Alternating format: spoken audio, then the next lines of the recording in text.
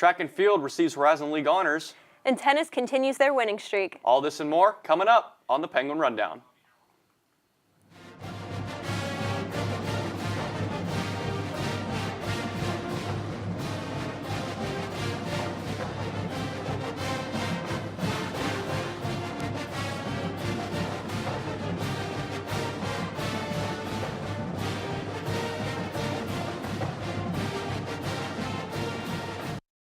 Happy April, everybody. This is the Penguin Rundown. I'm Dom Joseph, alongside Margot Warrens. Welcome back. Thank you. I'm glad to be back. It's good to have you back. Yeah, I had to take a little break to go play some football, but I'm back. Oh, you played football? Yeah. Did you play for the team? Starting quarterback. Starting quarterback, really?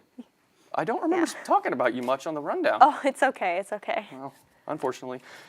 You did good. Thank you. We'll give you that. Thank you. So, what are you starting us off with today? I'm going to start you off with some tennis. Let's do it. All right. The women's tennis team continued their hot streak last weekend with a 7-1 victory at Cleveland State. In doubles matches, Anna Stroh and Anastasia Koklova won 6-4 at number 3. At number 2, Noelle Nasimba and Aman Hassim came from behind and tied their match at 5-5 and sent it to a tiebreaker at 6-6. The pair went on to win 7-4 in the tiebreaker. In singles play, YSU picked up early wins at number 2, 3, and 6 to propel them to the win. Noelle Nasimba won at the number 2 spot in straight sets as well. The women now improved to 9-9 on the season and 3-0 in Horizon League play. They will play next on Saturday at Oakland. Serving over to the men's side, they lost to Cleveland State 6-1. Yossi DeHaan picked up the lone win on the day for the Gwins, 6-1 and 6-3. The men dropped to 7-9 overall and 1-1 in conference play. The men will now travel to Michigan to take on Detroit Mercy on Sunday. Coming up this weekend, the women's golf team will be headed to the 2-day Dolores Black Falcon Invitational in Bowling Green, Ohio. Coming off a first-place finish at the Marietta Pioneer Classic and a strong performance from Courtney Schutt, the women will look to carry their success forward. And on the green for the men, freshman Ken Keller and the rest of the team will be in Graysonville, Maryland for the Towson Spring Invitational. Good luck to the men and women as they compete this weekend. The softball team played host to Detroit over the weekend. On Friday, the Gwins struck out, dropping both games in the doubleheader. In Game 1, the Penguins failed to register any runs thanks in large part to Detroit Mercy's Ashley Hauser, who struck out 15 to cement the Titans' win. Then in Game 2, Callie Mikovic and Tatum Christie both hit home runs, but the Penguins' comeback bid fell short, falling to Detroit Mercy 6-4. On Saturday, the Red and White rallied with an 8-0 shutout. Junior Paige, Jean, and Angel led the way, pitching a 5-hit gem. On offense, it was all Lexi Zapatelli, who went 3 for 3 with 4 RBIs and a run on the day. YSU stands at 11-17 overall and 2-4 in Horizon League. Looking ahead, YSU's matchup against St. Bonaventure has been rescheduled due to inclement weather. The Penguins will return to action on April 6th and 7th in a 3-game series with Oakland. For more stats and information, check out ysusports.com. The baseball team continued its sizzling streak this past weekend as they swept their way past Horizon League foe UIC. In Game 1 on Friday, Cody Dennis had a strong performance offensively as he went 2 for 4 with a double and picked up an RBI. Defensively, Greg Dunham pitched 7 innings, allowing only 1 earned run and striking out 6 on the way to a 3-1 victory. Then in Games 2 and 3 on Saturday, YSU scored a combined 13 runs on the afternoon, picking up 7-2 and 6-5 victories.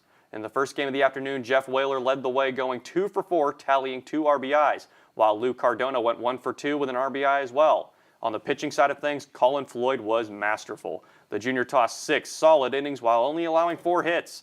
On his way to earning Horizon League Pitcher of the Week, Floyd also struck out 10 batters on the afternoon, 1 shy of his career high, and earned his 3rd straight conference win. The final game of the series was more of the same offensively as the Gwins tallied 12 hits and 6 RBIs to clinch the sweep. Then on Tuesday, the Penguins traveled to take on the University of Pittsburgh in non-conference action. Offensively, Trey Brightus would homer as he was just a double short of hitting for the cycle. This would help YSU jump out in front early, but then Andrew Kendrick's 3-run bomb would give the Gwins a 5-2 lead in the 4th inning. However, Pitt would score the final 7 runs on the night to come out on top by a score of 9-5 to snap the Gwins' 4-game win streak. The baseball team currently sits at 6-3 in conference play and will take on the Golden Grizzlies in a 3-game series this weekend at Eastwood Field. Then on Tuesday, they'll make a quick trip to Bowling Green, Ohio in a one-game series. Track and field participated in the Adidas Raleigh Relays and the Pepsi Florida Relays over the past weekend. At the Raleigh Relays, the Penguins gave an impressive performance overall, including Matt Monroe, who placed 8th in the hammer throw with a toss of 55.16 meters. At the Florida Relays, there were multiple top 10 finishes. Abby Jones placed 8th in the high jump, clearing the bar at 1.7 meters. Janie Corbett took 4th place in the shot put with a toss of 15.64 meters, and Arnaldo Morales finished in 3rd place in high jump with a height of 2.11 meters. Coming off the weekend, the conference announced 4 Penguins as Horizon League Athletes of the Week. For the men, Chad Zala was named the Runner of the Week, and Arnaldo Morales was selected as the Field Athlete of the Week. On the women's side, Janie Corbett was named the Field Athlete of the Week, and Jalea Elliott was the Runner of the Week. All 4 Penguins were in action against strong competition at the Pepsi Florida Relays last week. The team is now preparing to take on the Northeast Quad hosted by Akron, beginning tomorrow at 3:30 and continuing Saturday at 10. The volleyball team will begin their spring schedule this Saturday as they host the first of 2 tournaments they will have inside the Bigley Center. Saturday consists of a 4-team round-robin tournament against Cleveland State, Akron, and Robert Morris.